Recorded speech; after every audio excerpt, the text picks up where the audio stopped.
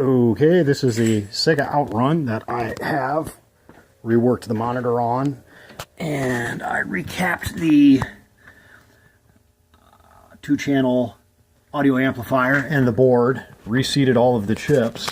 Now when I turn it on,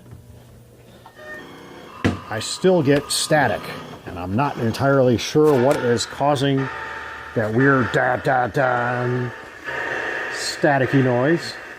The image still comes up. The monitor's kind of crappy, but it does work after a lot of beating with the hammer.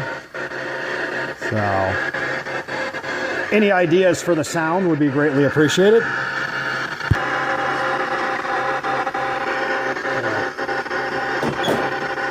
Start. So there is sound in the background behind all that static.